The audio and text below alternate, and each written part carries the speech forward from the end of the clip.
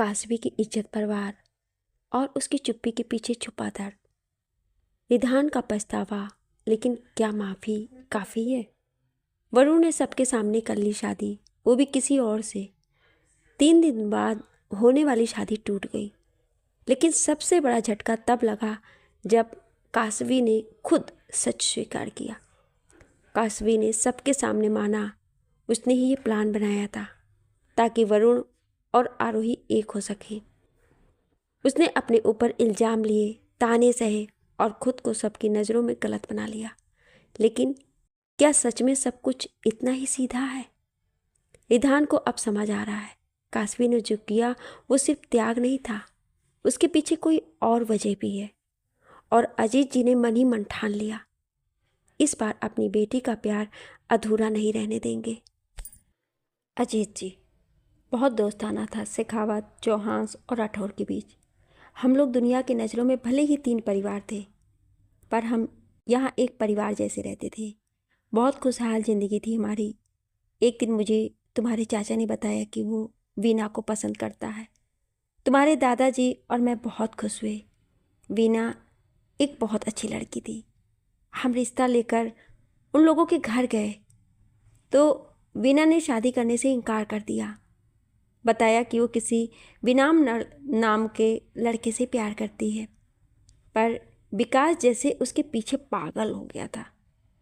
उसने कह दिया, मैं शादी करूँगा तो वीना से ही, वीना की शादी किसी से नहीं होने दूंगा। पापा ने उसे बहुत प्यार से समझाया, अपनी कसम देकर मुंबई भेज दिया बिजनेस के सिलसिले में। लगातार 4 सालों तक तुम्हारे चाचा विकास मुंबई में रहे। वहाँ उन्होंने कंपनी को अपने बलबूते पर बहुत ऊंचाइयों तक पहुँचाया था। तब तक वीना और विनाम की शादी भी हो गई थी। 1 साल बाद वीना ने एक बहुत प्यारी सी बच्ची को जन्म दिया था। वो बच्ची आर्या है। तब तक विकास भी दिल्ली लौट आया था। अब वो पूरी तरह से संभल चुका था। एक दिन तो वो तीनों विनाम के किसी दोस्त की शादी में गए थे, तो वहाँ से लौटते वक्त उन पर किसी ने हमला कर दिया और वीना के साथ ज़बरदस्ती करके उन दोनों का कत्ल कर दिया। उस दिन विकास भी शहर से बाहर गया हुआ था। जब ये खबर शेखावत परिवार को पता चली, उनको लगा कि इसमें विकास का ही हाथ है। उसकी वजह से बहुत झगड़ा भी हुआ। कुछ दिन बाद विकास की भी किसी ने हत्या कर दी, पर उस हत्या को आत्महत्या का रूप दिया गया था। हमारा शक शेखावत पर गया, पर एक बात थी, तुम्हारे चाचा वीना के कत्ल के बाद से परेशान रहने लगे थे। मैंने कई बार उससे पूछा, पर उसने कहा कि वो जल्द ही बताएगा मुझे। पुलिस केस हुआ, पर कोई सबूत न मिलने की वजह से दोनों केस क्लोज हो गए। तब से गहरी खाई हो गई थी शेखावत और चौहान के बीच। मुझे पूरा भरोसा है कि विकास ऐसे कभी नहीं करेगा, और मेरा दिल कहता है कि किसी की साजिश है जिसका शिकार वो तीनों हुए थे। पर उस वक्त इतनी सारी जिम्मेदारियों ने मुझे घेर लिया था कि मैं कभी इस बात के जड़ तक नहीं पहुंच पाया। इसलिए मैंने तुम्हें रिधान से दूर रहने को कहा। मैं नहीं चाहता था कि वो सब वापस दोहराया जाए। अपनी बात खत्म करके जैसे ही अजीत जी ने काशवी की तरफ देखा तो वो आंखों में आंसू लिए अजीत जी को देख रही थी। काशवी तुरंत अजीत जी के गले लग गई।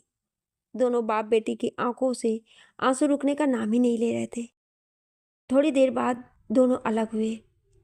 काशवी अजीत जी के आंसू पोंछकर, पापा आप टेंशन मत लीजिए, आज मैं आपसे वादा करती हूँ कि मैं सब ठीक कर दूँगी, चाचू को भी निर्दोष साबित कर दूँगी और इन सब के पीछे को हुए वो भी पता कर लूँगी।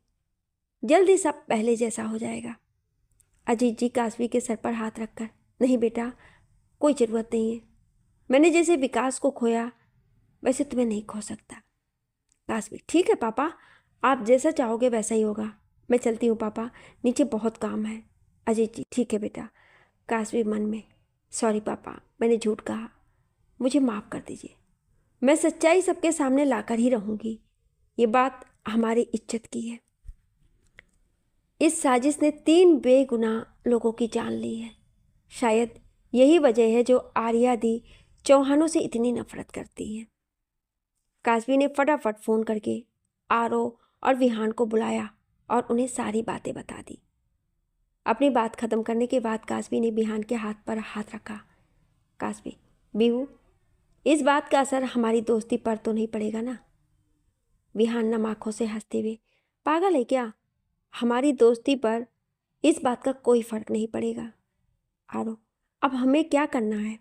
कासवी, हमें सबूत इकट्ठा करने हैं, कैसे रीओपन करवाने हैं और पता लगाना है कि इसके पीछे कौन है, पर किसी को पता नहीं लगना चाहिए इस बारे में। आरो और विहान, हम तेरे साथ हैं कासू। और फिर वो तीनों ग्रुप हक कर लेते हैं। थोड़ी देर बाद वो दोनों अलग होते हैं और अपने अपने काम में लग जाते हैं। 2 दिन अलग अलग फंक्शन में ही निकल गए। इस बीच विहान, आरो और कासवी पूरी तरह से अपने काम पर फोकस कर रहे थे। वो लोग पूरी कोशिश कर रहे थे कि इस शादी का हर एक मोमेंट स्पेशल हो। वरुण तो रिधान को जलाने के लिए कासवी के आगे पीछे घूमता रहता और रिधान बहुत चिढ़ भी जाता था वरुण की इस हरकत की वजह से। रिधान ने इन 2 दिनों में कोई कसर नहीं छोड़ी थी सबके सामने कासवी को बेइज्जत करने में। इस हरकत से चौहान भी काफ़ी नाराज़ हो गए थे कासवी से, क्योंकि कासवी उन्हें रिधान को कुछ भी बोलने नहीं दे रही थी। कासवी नहीं चाहती थी कि उसकी वजह से अजय और दिव्या की शादी में कोई भी तमाशा हो। कासवी समझती थी कि रिधान का कहीं का गुस्सा कहीं निकल रहा है, इसलिए वो शांत रहकर सब सुन लेती। इस बीच विरावी, विहान, आरव, कासवी सब सच जानने में कोशिश कर रहे थे।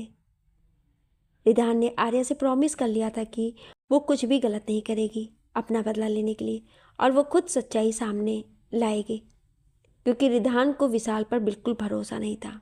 वहीं विशाल सक्सेना और आर्या के दिमाग में एक घटिया साजिश ने जन्म लिया था। उन्होंने सोच लिया था कि चौहान को नीचा कैसे दिखाना है। आज मेहंदी का फंक्शन था। दिव्या आज बेहद प्यारी लग रही थी। ग्रीन कलर के लहंगे में उसे मेहंदी लगानी शुरू हो चुकी थी। चौहान, शेखावत और राठौर फैमिली की लेडीज़ भी मेहंदी लगवा रही थी। कासवी अपने स्टाफ से कहकर सबको स्नैक्स और कोल्ड ड्रिंक्स सर्व करवा रही थी। आरो और विहान भी वहीं उसकी हेल्प कर रहे थे। सारे जेंट्स बाहर गार्डन में बैठे थे। तभी दिव्या ने इशारा करके कासवी को अपने पास बुला लिया। कासवी दिव्या के पास आ गई। आर्या दिव्या के पास ही बैठी थी। ये देखकर आर्या ने बुरा सा मुंह बना लिया। कासवी दिव्या के घुटनों के पास बैठते हुए, क्या हुआ दी? कुछ चाहिए आपको? भूख लगी है क्या आपको, या प्यास लगी है? जूस मंगा दूँ आपके लिए? दिव्या एक बड़ी सी स्माइल के साथ, अरे काशू, मुझे कुछ नहीं चाहिए, तू बैठ मेरे पास मेहंदी लगवा ले। अपनी बड़ी बहन की मेहंदी है और तू काम में लगी हुई है। इससे अच्छा तो हम कॉन्ट्रैक्ट कहीं और दे देते तो ठीक रहता।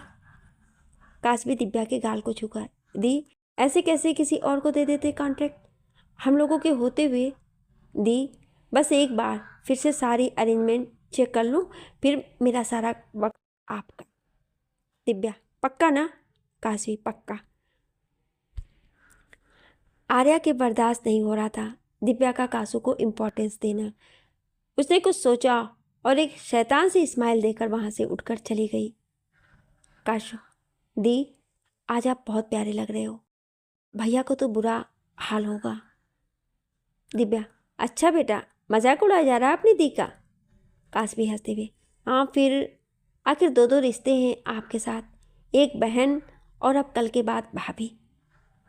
अभी दिव्या और कासू हंसी मजाक में ही लगी हुई थी कि तभी आर्या के चीखने की आवाज़ आई। तभी रिधान भी कुछ काम से अंदर आया हुआ था। वो आर्या के पास चला गया। कासू भी आर्या की ओर बढ़ गई। बेटर, सॉरी मैम, गलती हो गया, माफ़ कर दीजिए, मैंने जानबूझकर नहीं किया। आर्या, सॉरी माय फुट, मेरी इतनी महंगी ड्रेस खराब कर दी। काशू, दी माफ़ कर दीजिए उन्हें, वो कह रहे हैं ना उन्होंने जानबूझकर नहीं किया। अब तक विहान और आरो भी वहाँ पहुँच गए थे। आर्या, वेट वेट, तुम्हारे कहने का क्या मतलब है? उसने जानबूझकर नहीं किया तो क्या मैं जानबूझकर टकराई उससे? आरो सख्त आवाज़ में, आर्या, कासू ने ऐसा नहीं कहा। विहान, हाँ आर्या दी, कासू ने ऐसा कुछ भी नहीं कहा, आप इशू बना रही हैं इस बात का। विधान गुस्से में, एक ऐसा तरीका है व्यू आर्या दी से बात करने का। कासवी की तरफ देखकर, भाई ने क्या समझकर कॉन्ट्रैक्ट दिया क्या पता, हम best wedding planner company hire कर लेती, पर भाई को तो ब्लाइंड ट्रस्ट है अपनी इस बहन पर।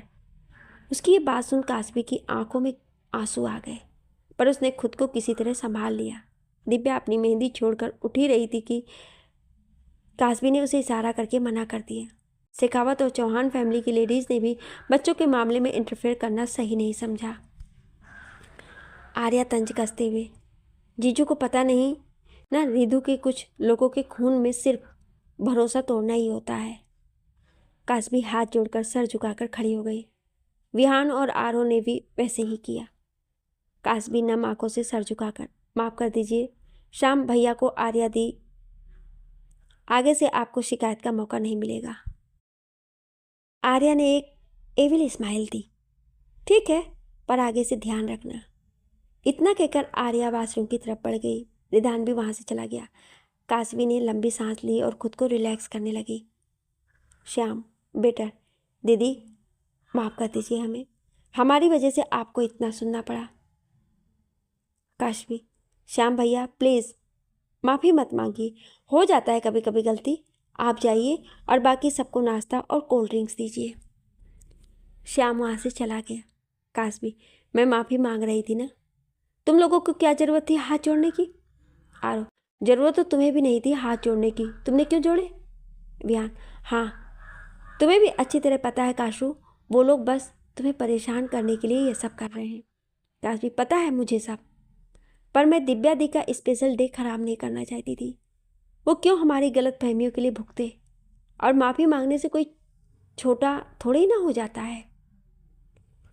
ऐसे ही थोड़ी देर बात करने के बाद काशवी दिव्या के पास चली जाती है और विहान बाहर चला जाता है। आर्या अभी वॉशरूम से निकलकर बाहर की ओर जा ही रही थी कि किसी ने उसके दोनों हाथ पकड़ उसे दीवार से सटा दिया। उस शख्स की इस हरकत की वजह से आर्या की तो धड़कनें ही बढ़ गईं। उसने धीरे से सामने नज़र उठाकर देखा तो आरो खड़ा उसे ही घूर रहा था। आर्या आरो को धकेलते हुए, छोड़ो मुझे, ये क्या बदतमीजी है? आरो सख्त आवाज़ में, ये बदतमीजी है? और तुम जो बाहर काशवी के साथ कर रही थी वो क्या था? आर्या आरो को घूरते हुए, मतलब तुम यहाँ अपनी बेस्ट फ्रेंड के चमचे बनकर आए हो? आरो आर्या को अपने करीब करते हुए, मैं कोई चमचा नहीं हूँ, उसका बेस्ट फ्रेंड हूँ, पर यह बात तुम नहीं समझ सकती। आर्या तिरछी मुस्कान के साथ, ये इतनी फिक्र ये बेस्ट फ्रेंड के लिए तो नहीं होती। क्या तुम्हें भी काशवी ने अपने जाल में फंसा रखा है? ये सुनकर आरो की आंखें गुस्से से लाल हो गईं। आरो आर्या को झट से अपने से दूर कर दिया। इतनी घटिया सोच तुम्हारी ही हो सकती है। प्यार करता हूँ तुमसे, इसलिए छोड़ रहा हूँ। अगर ये बात कोई और करता तो उसकी कब्र बनवाने में ज़्यादा वक्त नहीं लगता मुझे। आरो जाने के लिए मुड़ गया। आर्या अभी भी नम आंखों से उसे जाता हुआ देख रही थी। आरो थोड़ा आगे बढ़कर पीछे पलटते हुए, याद रखना, अगर आगे से तुम्हारी वजह से कासू की आंखों में आंसू आया तो मुझे खुद नहीं पता कि तुम्हारे साथ क्या कर बैठूंगा। इतना बोल आरो वहाँ से चला जाता है। आर्या नफरत के साथ, खुद से मैं नफरत करती हूँ, तुमसे काशवी, बहुत नफरत, और अब तुम्हें इन सब की कीमत चुकानी होगी। ये आर्या विनाम चौधरी का वादा है।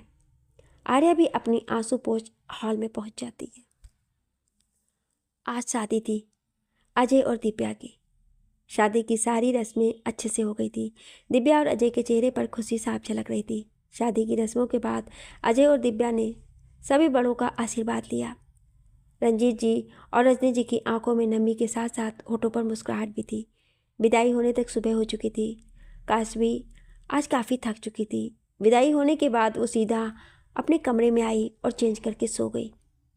यहाँ अजय के घर पर दिव्या के गृह प्रवेश की रस्में हो रही थी। काशवी के सर में दर्द था, इसलिए अजय ने ही उसे घर जाकर आराम करने को बोला था। काशवी जब सोकर उठी तो 12 बज रहे थे दोपहर के।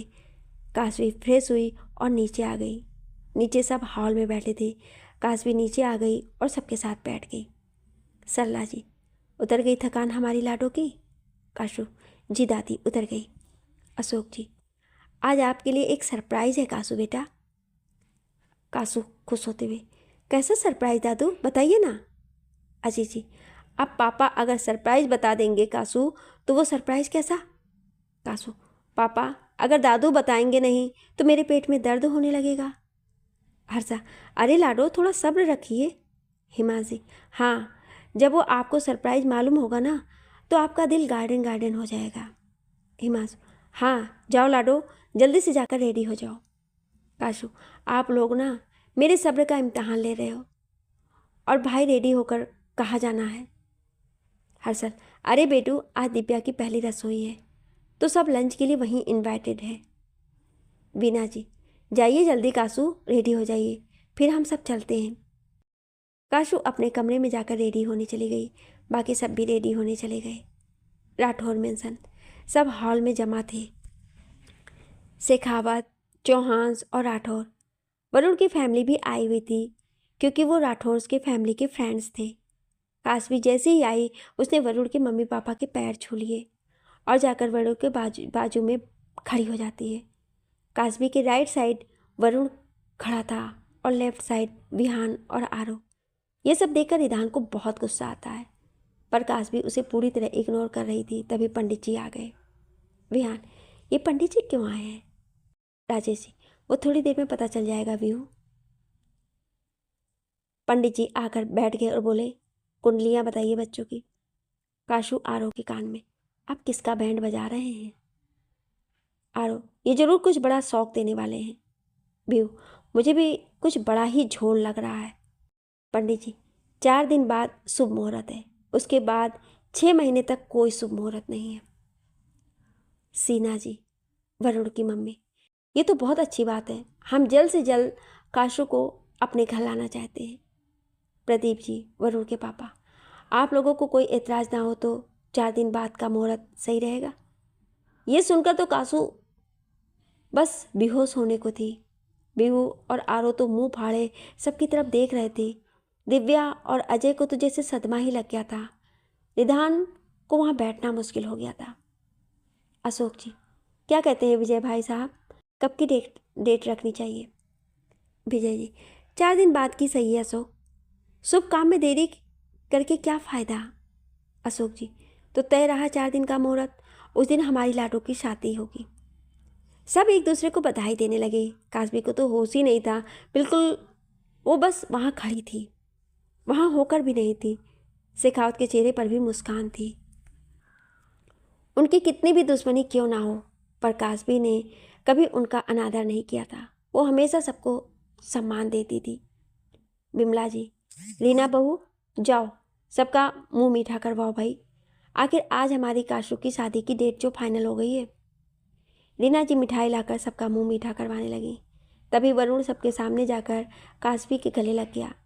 काशवी तब जाकर अपने होश में आई। वरुण, मुबारक हो जाना, हमारी शादी की डेट फिक्स हो गई। काशवी की नज़र सीधे सामने गई जहां रिधान उन दोनों को ही बुरी तरह घूर रहा था। काशू के समझ में आ गया कि वरुण ये सब रिधान को चिढ़ाने के लिए कर रहा है। वरुण उससे अलग हुआ और मिठाई लेकर काशवी को खिला दी। खिलाई क्या, उसके मुंह में जबरदस्ती ठूस रहा था और खुद काशवी की झूठी मिठाई भी खा ली और रिधान को देखकर अपनी आंख विंक कर दी। रीना जी और दिव्या ने मिलकर खाना डाइनिंग टेबल पर लगा दिया और सब खाना खाने लगे। रिधान को खाना खाया नहीं जा रहा था, मुश्किल हो रहा था उसके लिए। आंखों में आंखें नम हो गई थी पर वो जैसे तैसे खुद को संभाले हुए था। थोड़ी देर में सबका खाना हो गया। सबने खाना खाकर दिव्या को शगुन दिया। आर्या कुछ सोचकर, वरुण आज शादी की अनाउंसमेंट, इतने रूखे सूखे पार्टी चाहिए हमें तो। वरुण, बिल्कुल दी, जरूर होगी पार्टी, वो भी आज शाम ही, और आप सब उसमें इनवाइटेड हैं। बिमला जी, आप बच्चे जाओ, हम लोग तो शादी की वजह से थक गए हैं। सल्ला जी, भाभी जी बिल्कुल सही कह रही हैं, आप लोग जाओ। वरुण, नहीं, आप सबको चलना होगा। अशोक जी, बेटा आप लोग जाकर आओ, नेक्स्ट टाइम साथ में चलेंगे। वरुण, ठीक है, तो शाम में रिधान, विहान, आर्या दी, आरो, अजय भाई, दिव्या दी सब तैयार रहिएगा, हम द स्पार्क में चलेंगे। सब रेडी हो गए। तभी आर्या एक कॉल करने के लिए साइड में चली गई।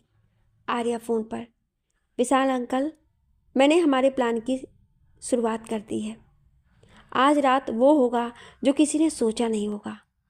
आज चौहान की इज्जत नीलाम होगी और मेरे मम्मी पापा का बदला पूरा होगा। थोड़ी देर बात करने के बाद आर्य ने फ़ोन रख दिया और सबके पास चले गई।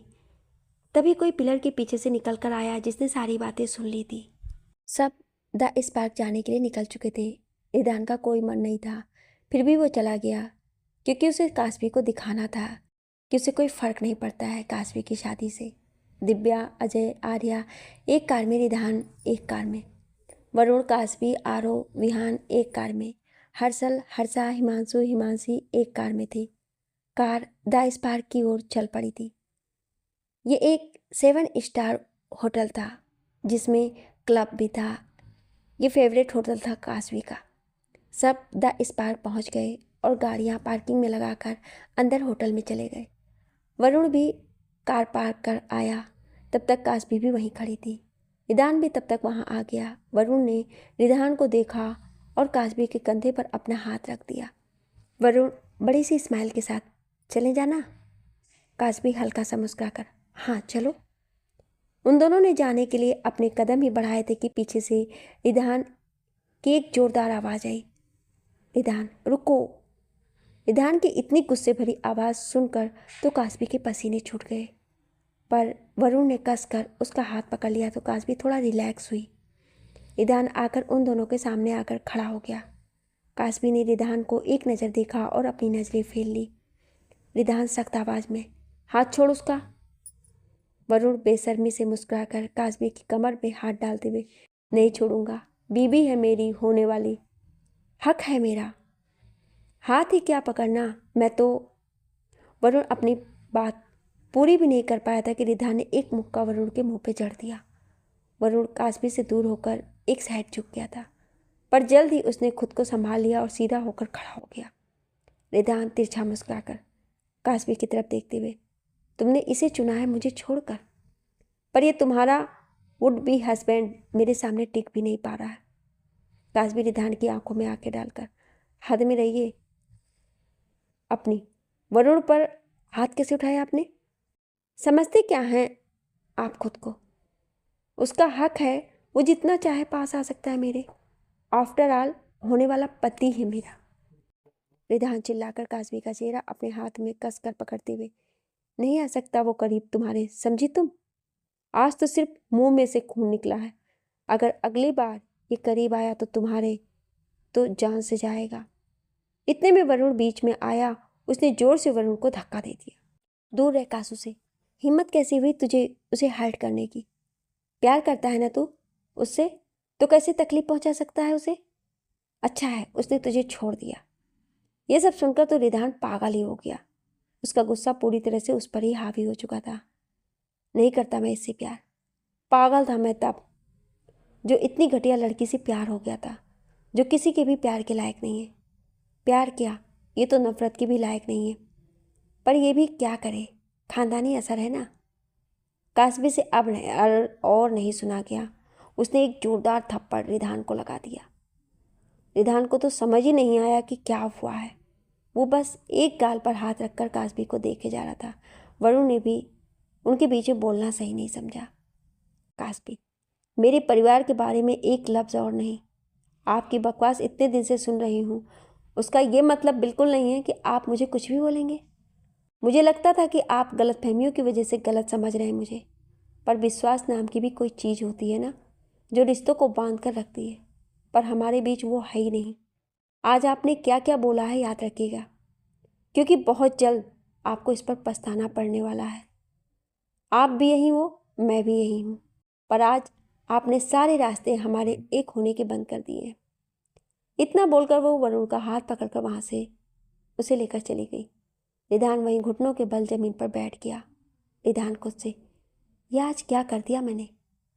कैसे बोल सकता हूँ मैं इतना घटिया बातें उसके लिए जिसे मैं बेइंतहा प्यार करता हूँ, जो जान है मेरी।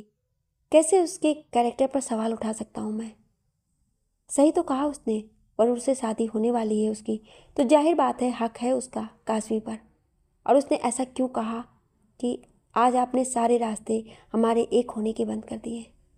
जरूर कोई बात तो है, मुझे जल्द से जल्द बात करनी होगी काशवी से। इतना कहकर उसने खुद को संभाला और अंदर चला गया। सामने ही सब बैठे थे एक बड़े से टेबल के इर्द गिर्द। इस वक्त आर्या के चेहरे पर एक शैतानों वाली मुस्कुराहट थी। अजय, साले साहब, कहाँ रह गए थे आप? हम लोग कब से आपका वेट कर रहे थे। दिव्या, कहीं कोई सेटिंग तो नहीं कर रहे थे ना? रितु। अजय, अरे वाइफी, हमारे साले साहब के पीछे तो कितनी लड़कियां दीवानी हैं, उन्हें किसी से सेटिंग की ज़रूरत ही नहीं है। उनकी इन बातों पर रिदान बस फीका सा मुस्कुरा दिया। विहान, वरुण भाई, भूखा ही बैठाना है क्या हमें? वरुण, अब भाई नहीं जीजू कहने की आदत डालिए साले साहब। और चलिए सब ऑर्डर करते हैं, सच में भूख लग गई है। सब ऑर्डर करते हैं। थोड़ी ही देर में उन लोगों का ऑर्डर आ गया। सबने डिनर शुरू कर दिया।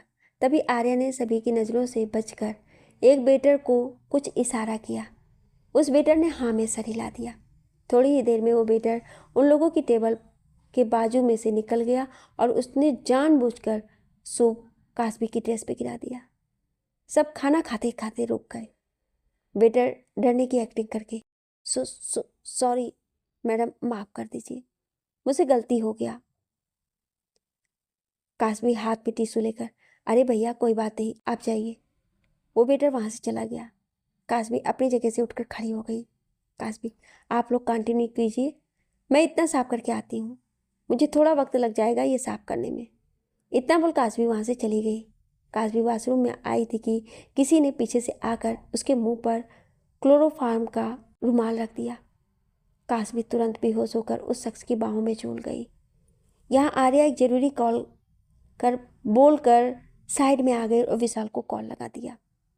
आर्या, अंकल, वेटर ने अपना काम कर दिया है, अब आगे का काम आपको करवाना है। इतना बोल आर्या ने फ़ोन रख दिया और उसके चेहरे पर एक बड़ी सी स्माइल आ गई। वो आकर अपनी जगह बैठ गई और आराम से खाना खाने लगी। यहाँ जब कास्बी को गए आधा घंटा हो गया तो रिधान को अजीब बेचैनी होने लगी। उसको कास्बी की फिक्र होने लगी। वो सीधा उठकर वॉशरूम का बोलकर चला गया। यहाँ विहान और आरो को भी उसकी फिक्र हो रही थी। विहान आरो के कान में, ये कास्बी ने हमें अब तक आने के लिए सिग्नल क्यों नहीं दिया? आरो, मुझे बहुत टेंशन हो रही विहू।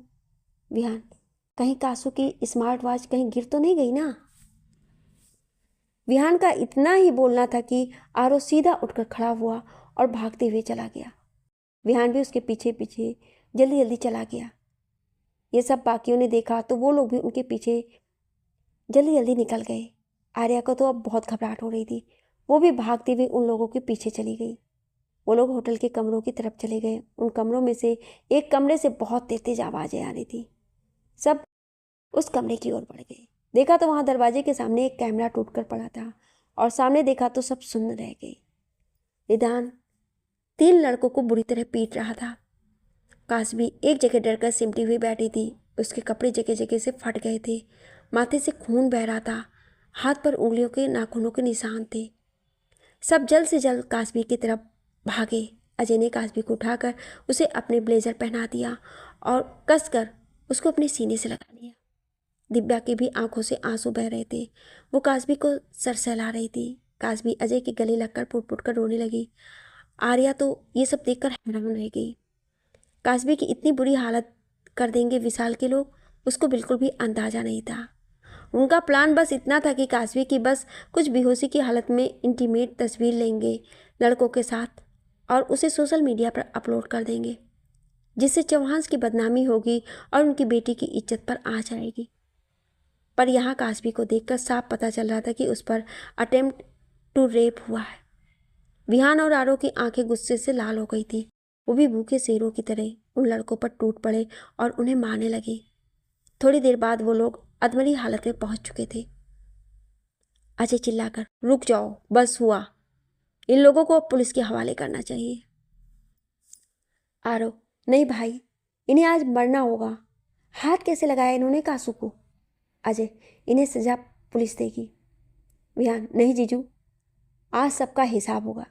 सही वक्त आ गया है कि कुछ लोगों की हकीकत सबके सामने आ जाए कि वो लोग कितना घटिया हैं। ये बात विहान ने आर्या की तरफ देख के की थी। आर्या डर गई थी बहुत, विहान और आरो की आंखें देखकर। कास्बी रोते हुए, नहीं, तुम लोग ऐसा नहीं करोगे। ये सब हमने क्यों किया? कि दोनों परिवार के बीच सब ठीक हो जाए। अगर सबको ये सब बातें पता चल गई तो वापस एक गहरी खाई खिंच जाएगी दोनों परिवारों के बीच। विधान को अब कुछ कुछ समझ आ रहा था। आरो, कासू तू? काश भी रोते हुए आरो के गले लग गई। प्लीज आरू, मेरी बात मान जा। अगर ये बातें सबके सामने आई तो कभी ये दुश्मनी खत्म नहीं होगी। मैं दोनों परिवारों को और घुटते हुए नहीं देख सकती। विहान कासवी के सर पर हाथ फेरते हुए, ठीक है, तू नहीं चाहती तो नहीं पता चलेगा किसी को कुछ, पर सारा फैसला तो आज ही होगा। पाप का घड़ा भर चुका है, उसके फूटने का वक्त आ गया है अब। आरो कासवी से अलग होते हुए, विहान तू सबको घर पर लेकर पहुंच।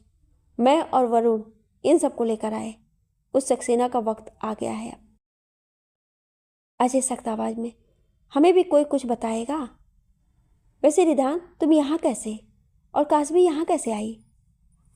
रिधान, वो जीजू, कासवी नहीं आई। बहुत देर से तो मुझे घबराहट हो रही थी। मैं उसे ढूंढते ढूंढते यहाँ आ गया था। मुझे यहाँ कमरे से कुछ दूर पर कासू की स्मार्ट वॉच दिखी तो मैं इस तरफ आ गया। इस कमरे से जोर जोर की आवाज़ें आ रही थी। जब मैंने यहाँ आकर देखा तो लड़के। इतना बोलते ही रिधान का गला रूंध गया।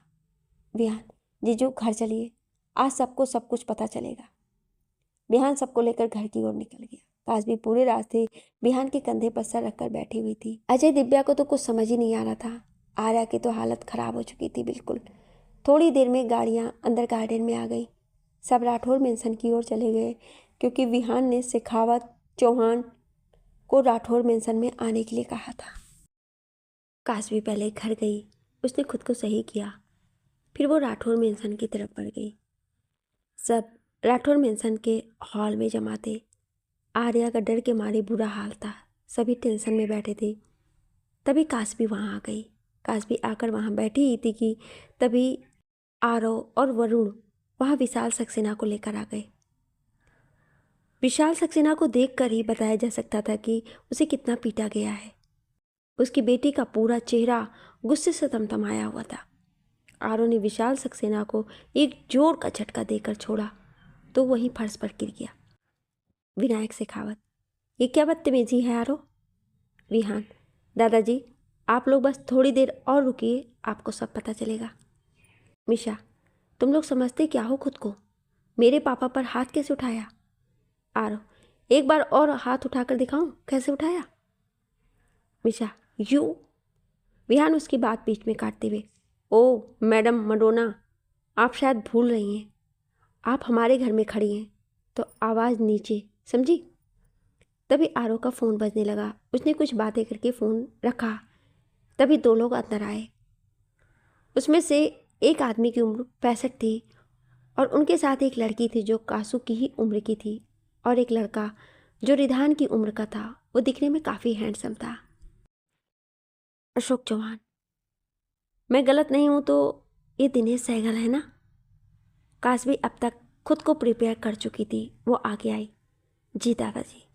और अगर आप सबको याद होगा तो ये विकास चाचू के क्लाइंट थे 25 सालों पहले।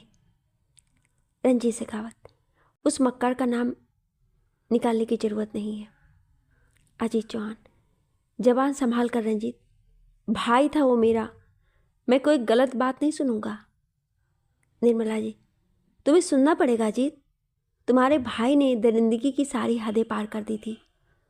सरला चौहान, जिनके खुद के घर शीशे के होते हैं वो दूसरों के घर पर पत्थर नहीं फेंका करते। हमारे बच्चे के हत्यारे चुप ही रहे तो बेहतर है। विनायक शेखावत, भाभी जी आपका बेटा तो बड़ा दूध का दूल्हा था ना?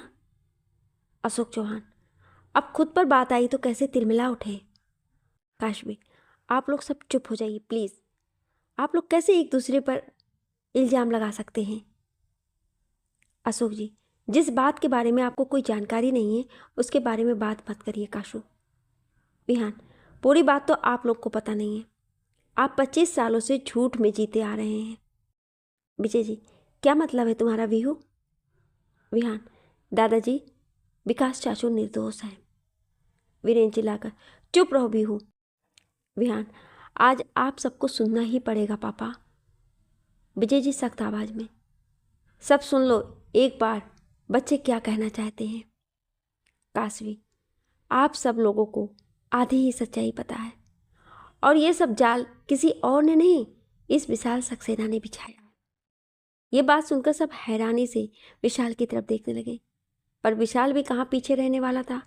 विशाल अब तक कासू के सामने आकर खड़ा हो गया था।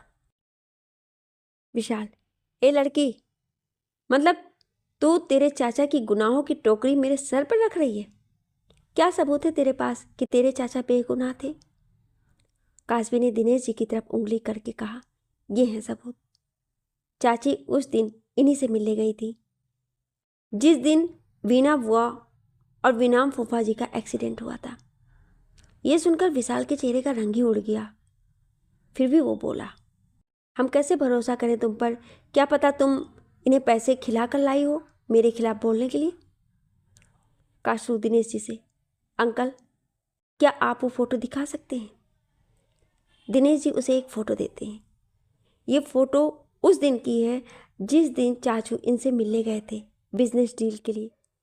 ये चाचू से बहुत इम्प्रेस हुए थे, इसलिए इन्होंने उनके साथ ही पिक्चर खिंचवाई थी। इस पर डेट और टाइम भी है, आप सब देख लीजिए।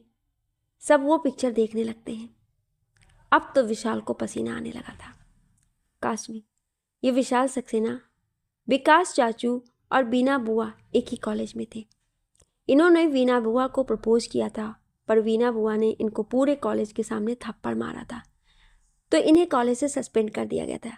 इसलिए विशाल सक्सेना के पापा ने इन्हें आउट ऑफ इंडिया भेज दिया था। ये तब तो शांत रह गए थे, पर इनके दिमाग में बुआ से बदला लेने वाली बात गई नहीं थी। ये बदला लेना चाहते थे। 5 सालों के बाद ये वापस आए, पर तब तक सब बदल चुका था। वीना बुआ और विनाम फूफा जी की शादी हो चुकी थी और आर्या देवी 3 साल की थी तब। जब ये बात विशाल को पता चली तो उसका खून खौल गया। उसने फिर बुआ जी से बदला लेने का फैसला किया। विशाल सक्सेना ने 5 सालों में सारी बातें पता की बुआ जी के बारे में। तभी उन्हें चाचू वाली बात भी पूरी पता चली। उसने इसी बात का फ़ायदा उठाया और उस दिन जब विनाम फूफा जी और बुआ जी फंक्शन से लौट रहे थे तब इन पर हमला किया और बुआ जी के साथ ज़बरदस्ती कर उन दोनों को कत्ल किया। सबका इस बात पर बेहद बुरा असर हुआ था। उसके बाद विकास चाचू बहुत परेशान रहने लगे क्योंकि वो बुआ से बेहद प्यार करते थे। उस वक्त सब बहुत परेशान थे, तो सहगल अंकल वाली आहत किसी के दिमाग में भी आई नहीं होगी।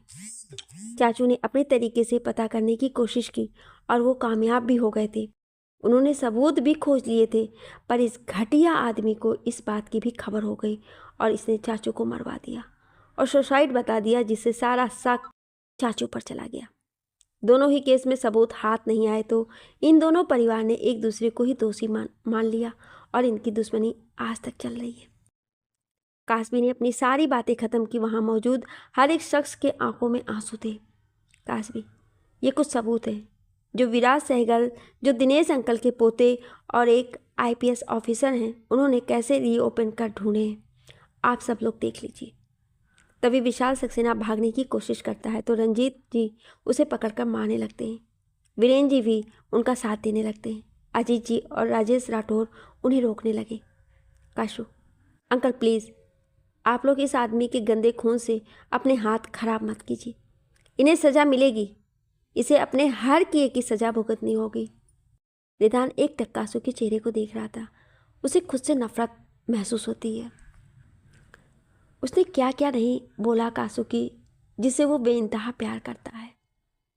आर्या तो इस वक्त पश्चाताप की आग में जल रही थी। आज अगर रिधान सही वक्त पर वहाँ नहीं पहुँचता तो काशवी के साथ साथ क्या हो सकता था, ये सोचकर ही उसकी रूह काँप रही थी। वो कितना गलत समझती थी चौहान परिवार को, अपने बदले की आग में कितनी अंधी हो गई थी। उसने की कसर नहीं छोड़ी थी कासू और चौहान को नीचा दिखाने में, और आज उसकी इज्जत का सौदा तक कर दिया था। वो खुद की नज़रों में आज गिर चुकी थी। तभी वहाँ पुलिस आ जाती है और विशाल सक्सेना को गिरफ्तार करके ले जाने लगती है। विशाल, मुझे तो जेल भेज रही हो, पर इस आर्या को क्या? ये भी बराबर साझीदार है मेरी। काशू, इंस्पेक्टर ले जाइए इसे, कुछ भी बकवास कर रहा है ये आदमी। किसी ने ज़्यादा ध्यान नहीं दिया था विशाल की बातों पर, इसलिए आर्या वाली बात पर किसी का ज़्यादा ध्यान नहीं किया। पुलिस विशाल को लेकर चले जाते हैं, उसके पीछे मिशा भी चली जाती है। अब वहाँ बस सहगल फैमिली, चौहान, शेखावत और राठौर थे। विनायक शेखावत अपने हाथ जोड़कर, मुझे माफ़ कर दे अशोक, जो मैंने पूरी बात बिना जाने तुझे बहुत गलत बातें बोली और अपनी दोस्ती भी तोड़ दी। अशोक चौहान विनायक जी के हाथ पकड़े। ये कैसी बातें कर रहे हो तुम वीनू? गलती हम दोनों की थी, मुझे भी माफ़ कर दो तुम। और दोनों एक दूसरे के गले लग जाते हैं। विजय जी भी आकर उनके गले लग जाते हैं। सरला जी और निर्मला जी भी एक दूसरे के गले लग जाती हैं। वीना जी, रजनी जी और वर्षा एक दूसरे के गले लग जाती हैं। आज सबके गिले शिकवे दूर हो गए थे। सारे इंस्टेंस एक दूसरे को साइड हक कर खड़े थे। ईदान बस एक टक कासवी की तरफ देख रहा था, पर कासवी ने एक बार भी उसे नहीं देखा। दिनेश जी, चलो बेटा, अब हम लोग चलते हैं, काफ़ी रात हो गई है। विजय जी, आपका बहुत बहुत शुक्रिया दिनेश जी, आज आप नहीं होते तो शायद ही हमें पूरी सच्चाई कभी पता चलती। अशोक जी, हम तो ऐसे ही गलतफहमी में जीते रहते विनायक, और एक दूसरे से दूर रहते। तीनों एक साथ, आपका बहुत बहुत शुक्रिया। दिनेश, अरे आप लोग कैसी बातें कर रहे हैं, आप शर्मिंदा कर रहे हैं मुझे। विजय जी, तो आप भी आज से हमारे पार्टनर हुए। चौहान, शेखावत और राठौर के साथ साथ एक नाम और जुड़ जाएगा और वो आप हैं। दिनेश, बिल्कुल, आप इन दोनों से मिले ही नहीं। ये मेरा पोता है सार्थक और ये पोती सावी। अशोक जी, बहुत प्यारे हैं दोनों। दिनेश, अब हमें आज्ञा दीजिए, अब आना जाना तो लगा ही रहेगा। वो लोग जाने लगे। कासवी उन्हें बाहर तक छोड़ने गई और सार्थक को हेल्प के लिए थैंक यू बोला। फिर वो लोग चले गए। यहाँ राठौर मेंशन से सबने विदा ली और चले गए। आज सबके चेहरे खुशी से चमक रहे थे।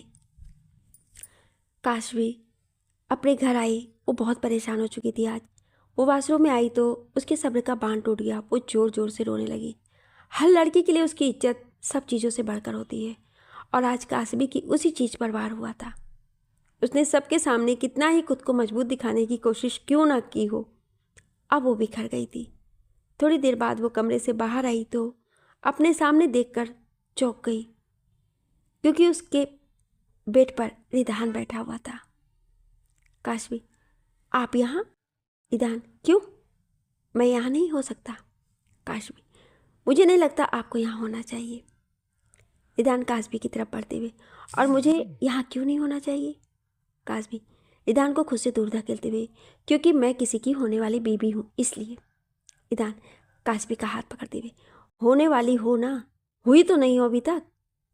काशवी पहले ही परेशान थी, उसमें बिल्कुल ताकत नहीं थी रिधान के सवालों का जवाब देने की। उसकी आंखें नम हो गईं। जाइए ना प्लीज़, परेशान मत करिए। रिधान काशवी की आंखें देख उससे दूर होते हुए, ओके फाइन, रो क्यों रही हो? वो तुम्हारे हाथ में लग गई थी ना, मैं बस ऑइंटमेंट लेकर आया था। काशवी रूठ होकर, मेरे पास है ऑइंटमेंट, नहीं चाहिए। रिधान, जब तक तुम ऑइंटमेंट लगाओगी नहीं, मैं कहीं नहीं जाऊंगा। काशवी हार मानते हुए, ठीक है लाइए ऑइंटमेंट, मैं लगा लेती हूँ। रिधान, मैं लगा देता हूँ। काशवी ने रिधान से बहस न करना ही सही समझा। उसने अपना हाथ आगे कर दिया। रिधान ने उसका दूसरा हाथ पकड़ा और बेड पर आकर बैठ गया। रिधान ऑइंटमेंट लगाते ही, सॉरी उन सब बातों के लिए जो मैंने तुम्हारे परिवार के लिए बोली। आधी अधूरी बात पता थी, इसलिए गलती हो गई। जब आर्या दी ने जब सारी बातें बताई, तब से मैं बेचैन हो गया था। आखिर वो बुआ थी मेरी, इसलिए तुम जब भी सामने आती, आर्या दी का रोता हुआ चेहरा सामने आ जाता और मैं वो बोल जाता जो मुझे नहीं बोलना चाहिए था। काशवी, ऑइंटमेंट लग गया है, आप जा सकते। रिधान को भी पता था काशवी उसे आसानी से माफ़ नहीं करने वाली। वो सीधे सीधे बालकनी से नीचे उतर चला गया। काशवी ने एक लंबी सांस ली और बालकनी का दरवाज़ा बंद कर बेड पर आकर लेट गई। थोड़ी देर बाद उसे भी नींद आ गई। यहाँ चौहान मेंशन में कोई और भी था जो जागा हुआ था। वो थे अजीत जी, जो पछतावे की आग में जल रहे थे। उन्हें बहुत बुरा लग रहा था कि अगर वो पूरी बात का पता लगा लेते तो आज उनकी बेटी उसके प्यार से, उनकी वजह से कोई दूर नहीं होती। उन्होंने मन ही मन निश्चय किया कि वो अपनी बेटी के प्यार अधूरा नहीं रहने देंगे, अपने भाई की तरह। आज सब सुबह सुबह ड्रीम वेडिंग में जमा थे। तीनों परिवार यहीं थे, उनके साथ साथ वरुण की फैमिली भी यहीं थी। ईधान की नज़रें काशवी पर ही टिकी थी, पर काशवी उसे पूरी तरह से इग्नोर कर रही थी। वहीं आर्या की नज़रें आरव पर थी, पर वो आर्या की शक्ल भी देखना नहीं चाहता था। तभी सबको सामने से वरुण आता हुआ दिखाई दिया। जैसे ही सबकी नज़रें उस पर गईं तो सबकी आंखें हैरानी से खुली की खुली रह गईं। वरुण के साथ साथ एक लड़की भी थी जिसने रेड कलर की साड़ी, उसके मांग में सिंदूर और गले में मंगलसूत्र था। दोनों के ही गले में हार थे। देखने से ही पता चल रहा था कि दोनों शादी कर चुके हैं। वरुण के पिता अमीश जी ने आगे बढ़कर एक जोर से थप्पड़ लगा दिया। अमीश जी, ये क्या है वरुण? वरुण, पापा मैंने शादी कर ली, अब आरोही और मुझे कोई अलग नहीं कर सकता। अरुणा जी, वरुण की माँ, हमने तुझे पहले ही मना किया था कि ये लड़की हमारे लायक नहीं है। इसके और हमारे स्टेटस में ज़मीन आसमान का फ़र्क है। अम्मी जी, शर्म नहीं आई तुम्हें ऐसा करते हुए? कम से कम हमारी इज्जत का तो ख्याल रखते। ये सब देखकर सबके चेहरे गुस्से से लाल हो गए, सिवाय काशवी के। ईधान को तो नाचने का ही मन कर रहा था। आरव और विहान का भी कुछ वैसा ही हाल था। अजय ने खुशी के मारे दिव्या का हाथ पकड़ लिया था। सब अपने अपने इमोशनल को कंट्रोल कर खड़े थे। अशोक चौहान, ये क्या तमाशा है? वरुण, आपको जरा सा भी अंदाजा है कि आपने क्या किया है? आपकी शादी थी हमारी पोती के साथ 3 दिनों बाद। सल्ला चौहान, यह आपने बिल्कुल ठीक नहीं किया वरुण। काशवी, दादी माँ, दादू, आप प्लीज वरुण से कुछ मत कहिए, मुझे सब पहले से पता है। उसकी ये सब बातें सुनकर सबका मुंह हैरानी से खुला का खुला रह गया। वीना जी, ये क्या बकवास है कासू? काशवी हाथ जोड़कर, माफ़ कर दीजिए आप सब मुझे, मैं ये सब नहीं करना चाहती थी। मैंने पहले ही आप लोगों से कहा था कि मैं शादी नहीं करना चाहती, पर विजय, दादू की बात को कोई टाल नहीं सकता तो मैं कैसे टालती? आप लोगों ने बहुत फोर्स किया तो मैं वरुण से मिली, तब पता चला कि वरुण आरोही से प्यार करता है। पर अंकल आंटी राजी नहीं थे क्योंकि आरोही अनाथ है, उनके स्टेटस से मैच नहीं करती है। आंटी ने उसे कसम दी थी कि अगर उसने रिश्ते के लिए हाँ नहीं की तो वो कभी उससे बात नहीं करेगी। इसलिए उसने हाँ कर दी और मुझसे मिलने के लिए तैयार हो गया। बात करने के बाद हम दोनों को पता चला कि हम दोनों को शादी नहीं करनी। बहुत सोचने के बाद हमने सोचा कि शादी कर लेते हैं। कुछ दिन साथ रहने के बाद डिवोर्स ले लेंगे। शादी के बाद वैसे भी हम यहाँ नहीं रहने वाले थे, हम दोनों आरोही के पास मुंबई जाने वाले थे, जहाँ आरोही का ट्रांसफ़र हुआ है। वहाँ हम तीनों साथ में रहने वाले थे। बाद में घर वालों को दोनों रीज़न देने वाले थे कि हम एडजस्ट नहीं कर पा रहे हैं एक दूसरे के साथ। दोनों की प्रॉब्लम सॉल्व हो जाएगी, घर वालों की जिद भी पूरी हो जाएगी, पहले जैसे कोई फोर्स भी नहीं रहेगा। प्लीज़ हम दोनों को माफ़ कर दीजिए। ये सब सुनकर अजीत जी को भी उम्मीद की एक किरण नज़र आने लगी कि शायद ही अब उनकी काशू को उसकी मोहब्बत मिल जाए। आज रिधान को सारी बातें समझ आ गई थी। उसे समझ आ गया था कि काशू ने खुद को और वरुण को लेकर जो भी सारी बातें बोली सारी झूठ है। पर फिर क्या वजह थी काशू ने उसे छोड़ दिया और खुद इतने सालों तक दर्द में जीती रही? रिधान के उतने ताने सुने। अरुणा जी, तुम दोनों ने मजाक बना रखा है शादी का। अशोक जी, गलती बच्चों की नहीं है, हमारी है अनीश जी और अरुणा जी, हमें इनकी बात समझनी चाहिए। पर हम कभी कभी समाज और अपने रुतबे के लिए अपने बच्चों की खुशी नज़रअंदाज कर देते हैं। प्यार समाज रुतबे से कहीं आगे होता है। समाज कहीं हमारी मदद नहीं करेगा, न तब समाज आएगा जब हमारे दुखी होंगे, और ना ही तब जब इन सब चीज़ों से हमसे हमारे बच्चे दूर हो जाएंगे। वरुण, हम शादी करने ही वाले थे पर आरोही मान नहीं रही थी।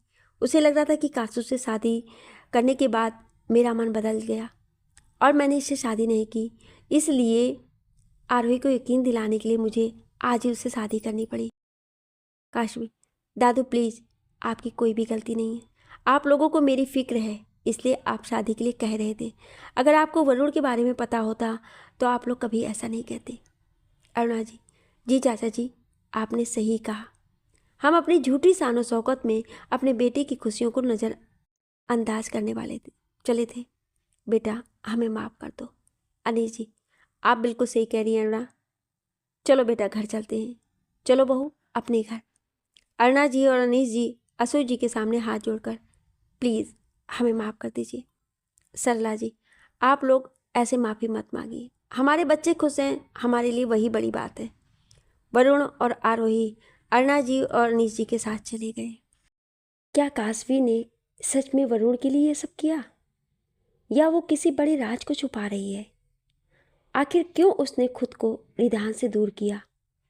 आपको क्या लगता है, क्या रिधान सच्चाई तक पहुंच पाएगा, या फिर आर्या और विशाल की साजिश सब कुछ बर्बाद कर देगी? कमेंट में अपनी राय जरूर लिखें। Thank you.